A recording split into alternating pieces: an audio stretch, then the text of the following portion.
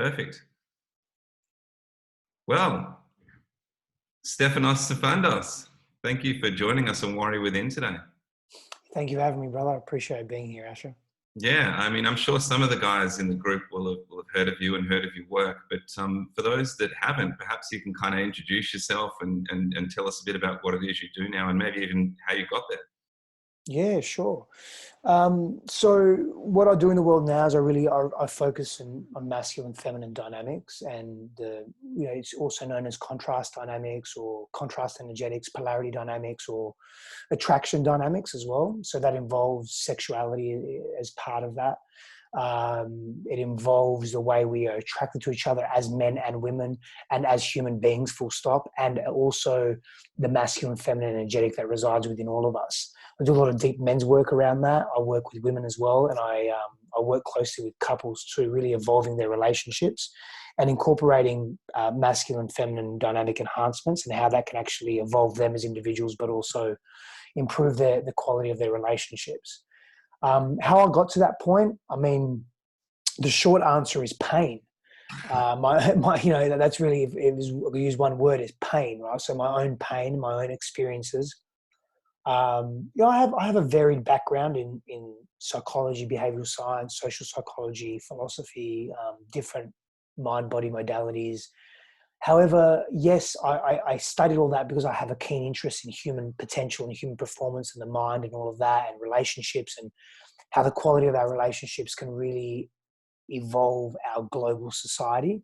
And when we are in a healthy relationship to ourselves, to our ideals, to what's important to us, our values, our romantic partners, our children, our communities, everything just gets better, right? And so I'm a big believer in that. And that's why I spend so much time in this area, studying, researching, reflecting on my own life. But really, a lot of my lessons and teachings and growth have come from the deep inner work that I've done on myself because of pain, because of trauma that I've experienced as a child, a very volatile, abusive upbringing, and all the quote unquote wounding that's come from that. And just the reflection piece on that and the action taken to really go deeper into those wounds and heal those wounds and choose actively and in an empowered way the man that I want to be in the world. And, hence I started really looking at my own sense of masculinity, my own manhood, and what does it mean to be human? What does it mean to be a man? And started asking those questions with creating a model around and a framework. And I created a number of different models around what it means to be a healthy masculine man in contemporary times. And I wrote a lot to that, like a shit ton, and developed course curriculum and courses and models out of that because this was what I was experiencing in my own life. And again, formal academic research, but a great deal of intrapersonal intertwined experience in that.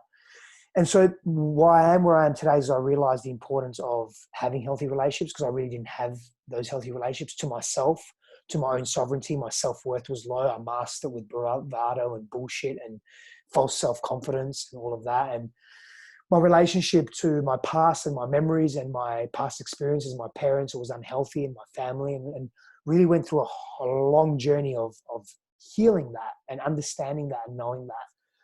And getting very clear here in my mind and in my heart and in my body, who do I want to be in the world? How do I want to serve? And how do I want to fill my time? What do I want to do in the world? And who do I want to be that's going to be fulfilling and meaningful, that's also going to add value to the lives of other people? And I realized that I can't add value without having who I'm being and what I'm doing, balance of two energetics, doing, being masculine, being feminine. I can't do and be that person without carrying meaning in who I am and what I do, without feeling fulfilled. So I had to get very real and genuine with who I was. And so that's why I am where I am today, in short-ish. Yeah, look, I think it's the idea, coming up with that word pain is kind of the pivotal point there. I think a lot of guys are going to resonate with that. Pain is the guru, right? It certainly can be. Yeah, and for you, I mean, obviously that's a long process. But was there a trigger point where you sort of hit a certain depth and everything changed? I mean, you talked about your childhood and stuff, but obviously, you took the time for that self-discovery and to turn inward. But was there a stage or a phase or a moment in your life when you said, okay, that's enough. I've got to look at this. Yeah, there was definitely a catalyst and a turning point and experience around that. And that was a number of years ago where I broke up with a partner of mine, and why that all happened was because I was very much out of integrity. I was dishonest and unfaithful in that container, in that relationship, and she found that out. I didn't even tell her. I wanted her to find out, really, because I just wanted the relationship to end. But I didn't want the relationship to end because I didn't care for her, and I just intrinsically knew we were a mismatch, and I was just not in a healthy place. I was just out of control, man. I was lying consistently. I was living in dishonesty, just really disconnected from myself, and really being disrespectful to the relationship, lying in the relationship, saying, yeah, I want to be here when parts of me didn't. I felt confused. I felt constricted. I wasn't dealing with my fear of commitment, my fear of freedom, my fear of intimacy, my fear of loss, like the gamut of fears, really. The fear of abandonment and just and all these contradictory states that I was experiencing because I wasn't looking at my stuff. So when that came up, I had a path. I could either continue down a path of ignorance and say, okay, well, all of this is normal. This is what people do. This is what men do. Whatever value set I wanted to lay over it, or say, you know what, this isn't really me living in truth. I mean, if I want to be with all different people and I've just got to say that. I just want to be polyamorous. I want to be non-monogamous, or I want to be only have casual sex. I wasn't saying anything that I was feeling. And I started digging deeper into, okay, why? Because I'm courageous in all these other areas of my life. I take all these risks in other areas of my life. What's happening here? What's really fucking gnawing at me? Like, it must be something very strong and powerful because I'm usually generally outspoken. Why now am I not? Why are these fears? Fear of losing my partner, fear of losing my freedom. But then I want to have my cake and eat it too. And all this, I could have just said, hey, to my partner, hey, look, I'm just in a place where I want to be with other women, intimately, emotionally, sexually. Like, if that doesn't suit you, I get it, but that's what I want to do. And I'm not going to do it, unless we're on board. But if you're not on board, we're going to end the relationship. I mean, that would be the mature thing to do, right? Or even more mature would be to explore why I want that, get clear, make sure it's coming from a healthy place, and then have that conversation. But I wasn't doing that. And I hurt her deeply, and I hurt myself, and I hurt the relationship and the potential of the relationship. Now, we weren't meant to be together, and there were many reasons for that, and I get that. But that was the catalyst for that, and I really decided to go deep. And what really helped with the opportunity that I had, which for me is a blessing, we didn't actually break up for a number of months after she found that out. Now, her pattern would have been to just leave immediately, just get out, right?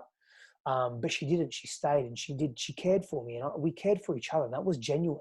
It was just a lot of wounding, and I don't want to speak for her, I'm just speaking for myself, but in that, wounding is generally complementary, but there's a lot of wounding for me, and I was able to work through a lot of that with her in real time, with a person that I actually hurt, not just, saying to myself, oh, I'm going to next partner I get or next relationship, I'm going to be solid. I'm going to be transparent, which I was. And I could be, but I think a big part of that was because I got to do this with her. And we went through hell, man, in those few months. There was some high points, but fuck, it was tough. I mean, we went into counseling, psychology, and energy work. We went all in, man. I stopped working. I went into debt. I was using my credit cards. I went all in on the healing, no matter what. I was just determined to just decompress this pain and unpack it. And so, yeah, we went in, and that was a big catalyst for me. But that was life changing. I mean, I don't think I'd be here today without all that effort and energy and really the resilience through, and the toughness through, and the compassion needed to go through those very tough, confronting times. Yeah, wow, man. It sounds as if you really made the decision to get radically honest with yourself. Yep, And certainly did.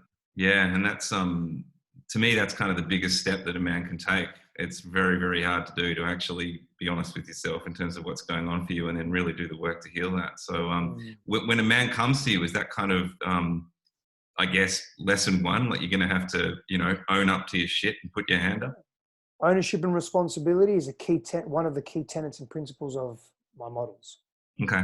Yeah. So if I was a guy, feeling that gnawing in the guts, some of the things that you're talking about, that pain beginning to surface, how does one work with you? Well, it depends if we're in physical person or if we're virtual. However, that doesn't make too much of a difference. Over the years, I've developed a subtlety and an art around actually working virtually, which is super, super effective still. However, I would want that man to feel his stuff. He may need to verbalize and articulate it in language first, in mental constructs, because men work very well into intellectually or in mental construct, compartmentalizing ideas and things and places. I would gently and sometimes a little more than gently just pull out and help him really put into buckets and categories what's going on and feel those feelings in a very safe place. And before all that happens, we have to develop trust. We have to cultivate trust. He needs to feel safe unconsciously at the very least, if not consciously, and not judged and not critiqued, not have his trust violated either. And so that's a process that we develop over time. And it doesn't really take that long if there's a good connection there.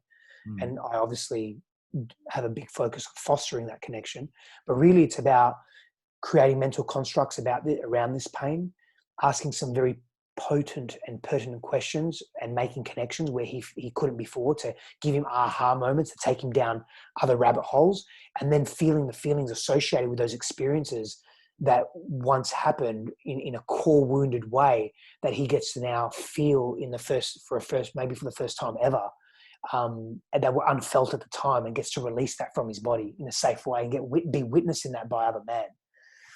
If it's group work that we're doing, then he gets to get witnessed by other men, which is very powerful as well. Yeah, well, that's interesting. You talk about the group work. So obviously, you're connected to Sacred Sons, and that we're sort of hearing more and more about their work in Australia.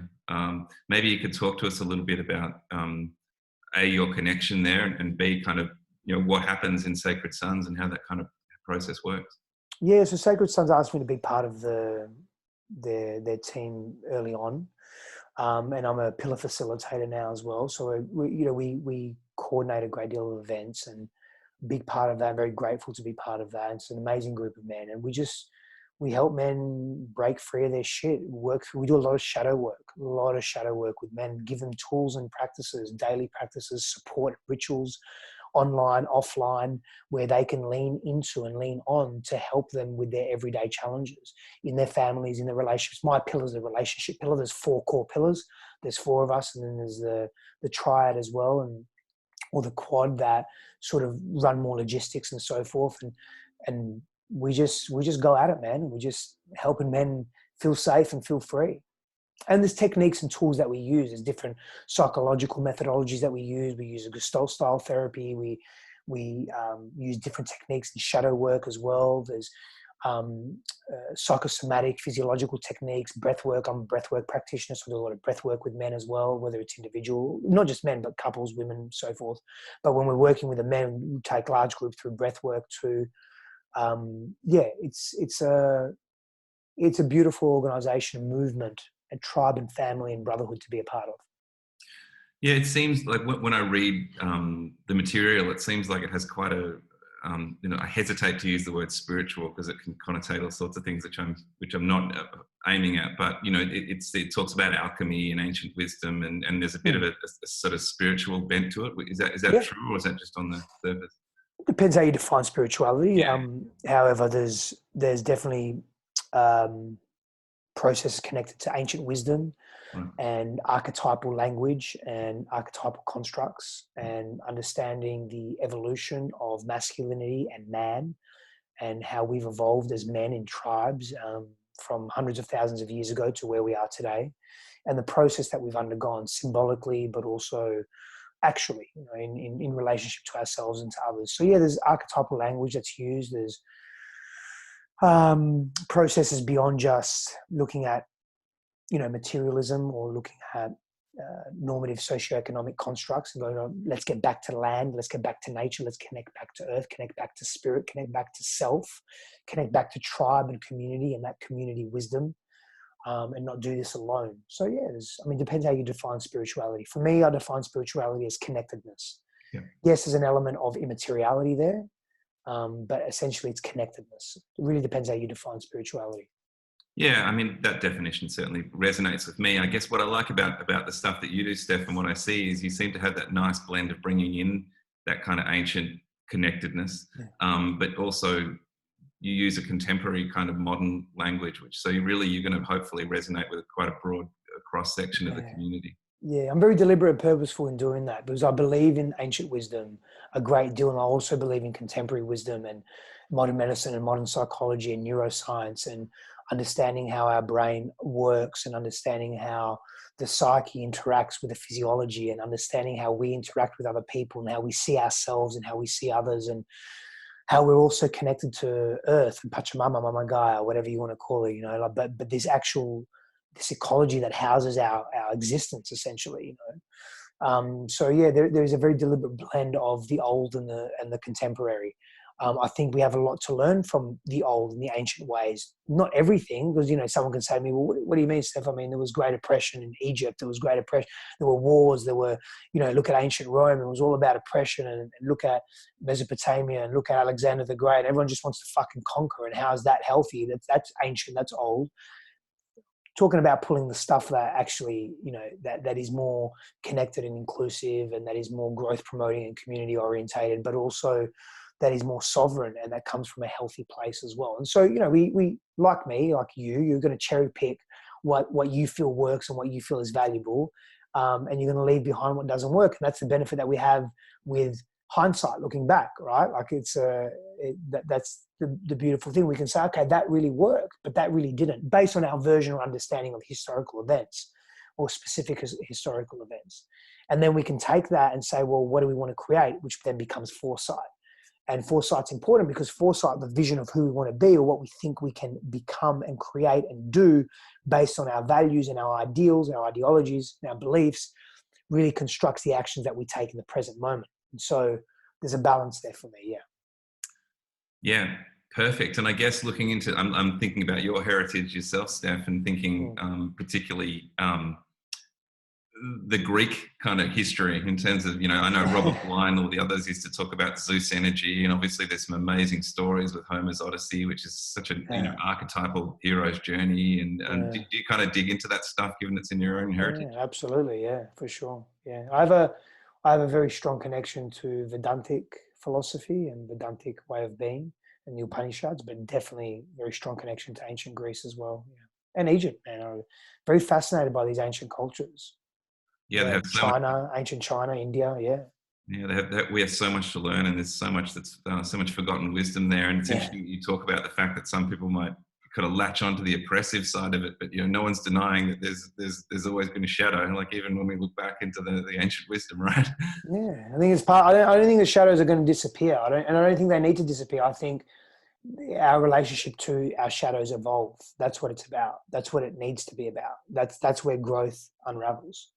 Yeah, I couldn't agree more. I mean, the more you dig into it, the more you're going to find there in the corners that you haven't looked at. It's like, what did Joseph Campbell say? It's like, the brighter you shine the light, the more volume of darkness you expose. Yeah, which is a beautiful saying. He's one of my favorite philosophers, authors, contemporary and ancient. I just absolutely, I love him. And I really resonate with his cross-cultural mythology and how his attempt to really essentially not only look at myth, story and allegory and how that has served the collective psyche, with Carl Jung's work and the collective unconscious and how we interpret our own existence, but how he's really tried to bond and bind people together and that we're not really that much different from each other, and all these cultures across different time spans in different corners of the world doing such similar things. What is that? Fucking powerful. It really is, man. And without the knowledge that they were doing similar things, so it's kind of innate in the system somewhere. And I think that's a beautiful thing. So connecting onto that, where do you sit with that sort of mytho-poetic movement of Bly and Hillman and Mead? And do you look into that stuff as well, like the whole Iron John way, I guess? Got Iron John in the back there. Yeah, absolutely. I think there's a great deal of value in, I want to say almost anything, man. Even something that you don't value, like even something that I don't value, there's value in it. There's a reason why I don't value, and it gives me clarity into, okay, I've got to continue down the path that I'm on. So yeah, I do feel there's value in the mythopoetic movement. I also feel there's probably a slight excessive softness to how masculinity is defined. And I don't want to make masculinity harsh, because it's not. Masculinity is not harsh. It's not about that. I just think that they're products of their culture and their time as well, right? Like we all are. You are, I am. And it's where, we're products of our culture and our time. You know what I'm saying? So, there's no wrong or right. I'm very fascinated. I'm very moved by their work. I'm very influenced by their work as well in different ways. And I play with it. I'm learning. I'm growing. I'm human. I'm still on the path of growth and learning. I know a heap of shit, and there's a heap of shit I don't know. So, and embodied, and integrated as well. There's a lot that I've integrated, and there's a lot that I'm still yet to integrate. I'm sure with the way tech's going, and hopefully if the virus doesn't kill fucking everyone, I will live to 130, 140, 150. And there's a lot to grow into that, Yeah, absolutely. Absolutely. Well, I guess that leads on to a bigger question. And that's, if there was a message for our group, for our warrior within group about kind of, I guess it's a very broad question, but what it means to kind of be a man in 2020 in these times, what would the snippet of advice, or not advice, I guess, words be? Yeah, well, the first thing I would say is, no one has the right to define being a man for you. You've got to define that for yourself. And that's, for me, that's part of the empowering sovereign process. The four core archetypes that are spoken to, the magician, the lover, the warrior, and the sovereign, or the king. It's originally the sovereign. No one has a right to tell you who you are and how you must act in your life if you want to, go on that. And part of that, why I say I can't tell you what it means to be a man in 2020. I can tell you what maybe it means for me. I can give you some, and I'll go into that actually. And the reason why I mentioned the four archetypes is because the sovereign, you are your own man. And so if you're your own man, you've got to define for you what it means to be a man. Now, no doubt you're going to be influenced by people, maybe me, maybe someone else, maybe a book that was written 100 years ago or 1,000 years ago. You're going to be influenced by decisions and choices and actions and belief systems and values and family exposure and how you've dealt with trauma and all these different things, right? You're going to be influenced by many factors.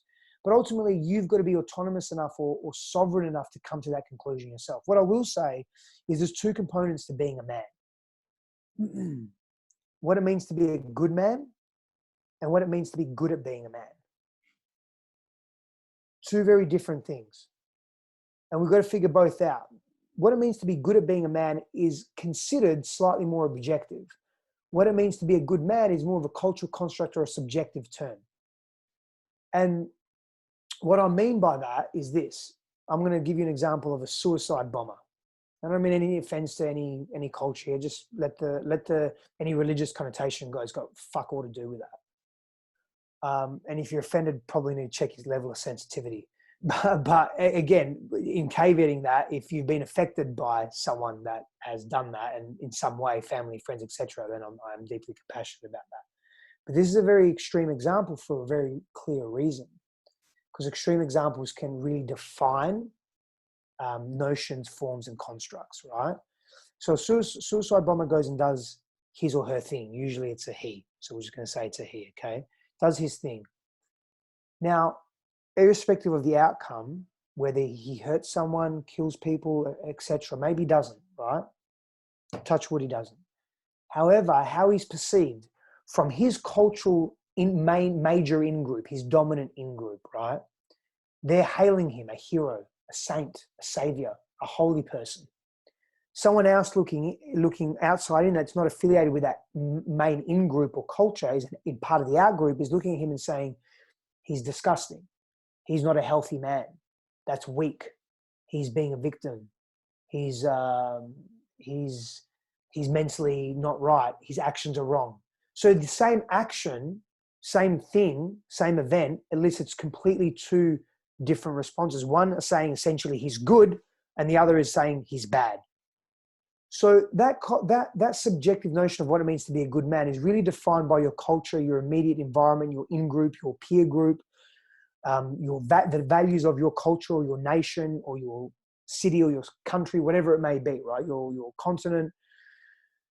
So that's different. But what it means to be good at being a man, that's a different conversation.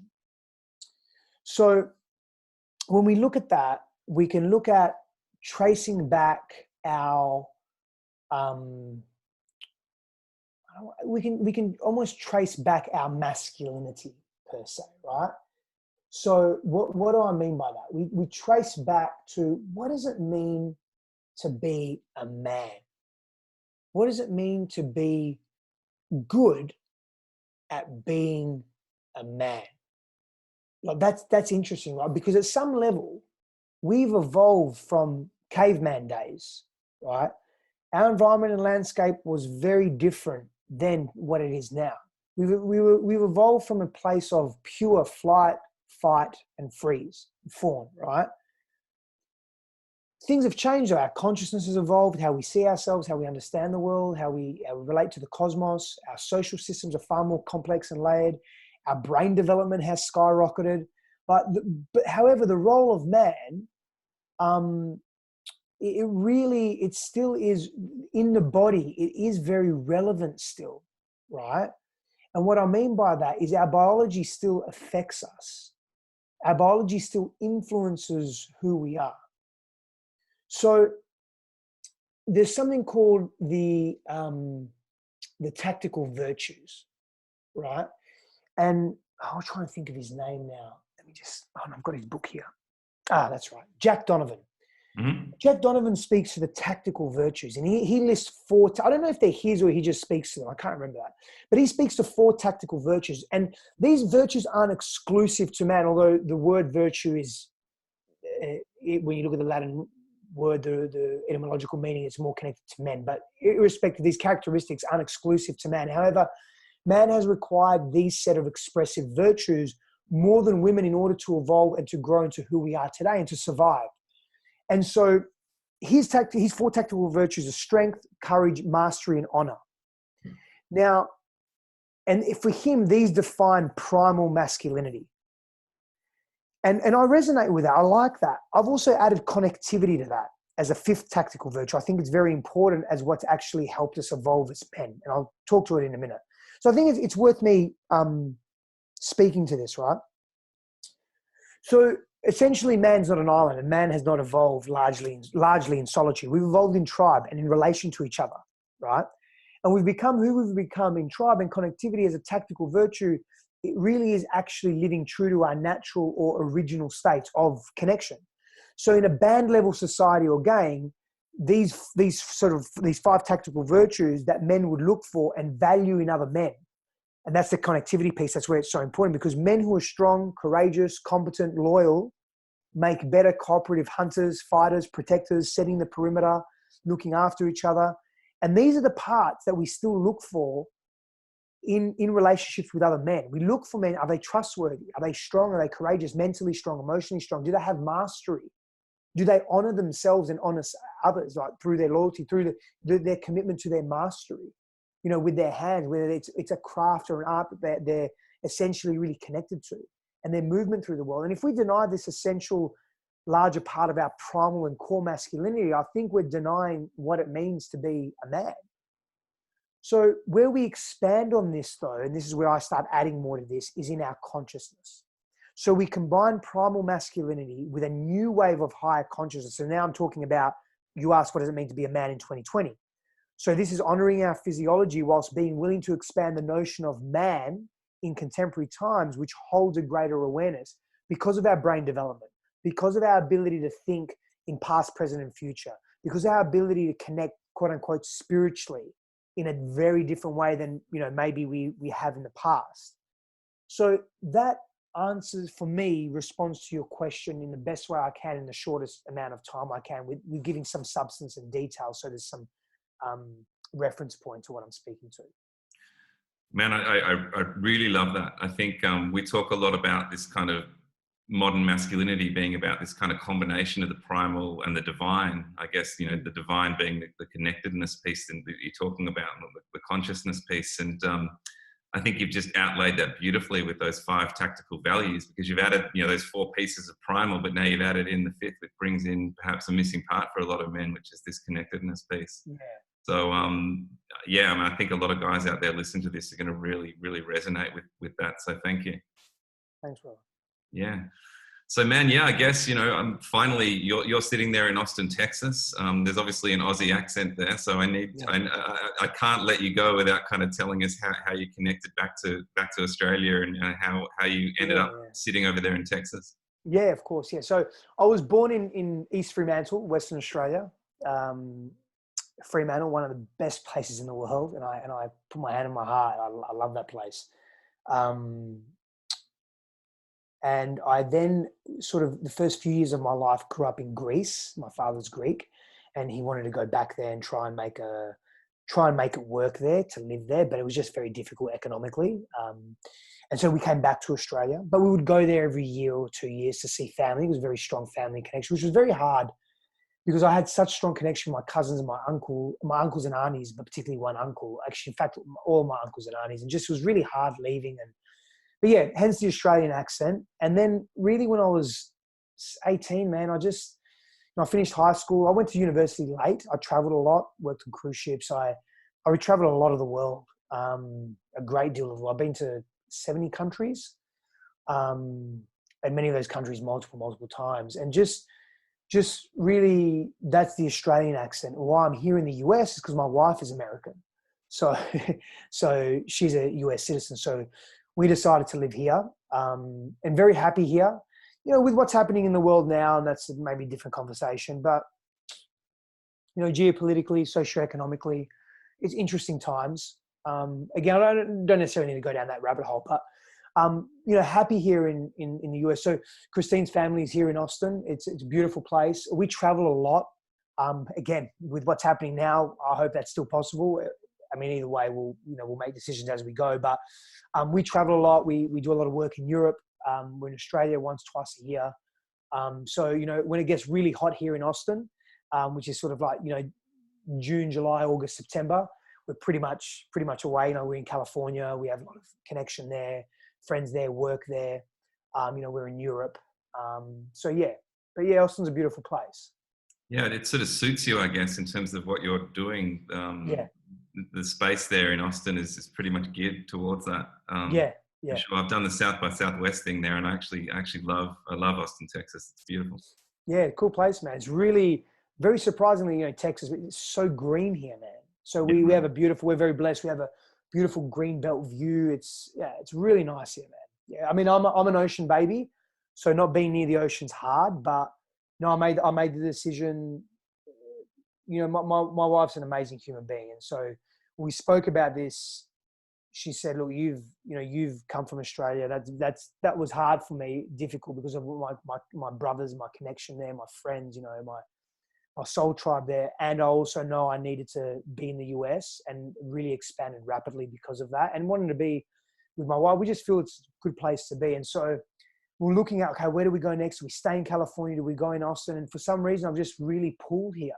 And I just kept telling Christine, I'm just pulled here. Every time we come visit mum and dad, I'm really pulled here. Like I feel, and I fuck knows why, because I'm an ocean guy. Like it doesn't make sense for me to want to be here, but I just want to listen to that intuition. And so, we'll give it a go for 2-3 years. If it doesn't work after a year or two, we'll go back to Cali. Yeah, no, it sounds like a good plan, man. And just very finally, privileged. When you come to Australia, do you run? Is that more for fun, or do you run stuff Both. when you're out here? Both. Okay. Yeah, we ran a workshop in Brisbane when we were there in December, which was great. We were going to do one in Sydney, but it was just we just wanted to relax a little. So, but yeah, generally we do work there and pleasure as well. Yeah. Okay. So when you say we, are you talking about you and your wife doing things? Yeah. She's in the same space, so she works in that space. Yeah, we're in the same place. Yeah, she's in a transformational space as well, and has been for many years. Yeah. Yeah, so we run things together. We have our brand called Love Amplified, which is super powerful. We're running an amazing event here in Austin at the end of September, Love Amplified retreat, for 5-day retreat. Yeah, so it's cool. Perfect. And so how do we find you guys? Well, you and you too, I guess. Yeah. So christinehassler.com is my wife's URL, and mine is stefanosifandos.com. And you can find us on any of the social channels at Stefanos Sifandos or at Christine Hassler. Perfect. Well, look, man, thanks for joining us. I appreciate that, and hopefully, some of the guys will reach out to you, or at least sort of hook into what it is you're doing, because there's so much wisdom there, and just appreciate the time you spent with me today. So thanks a lot. Thanks, Ash. I appreciate you having me, man, and blessings to you, brother. Thank you so much. No worries.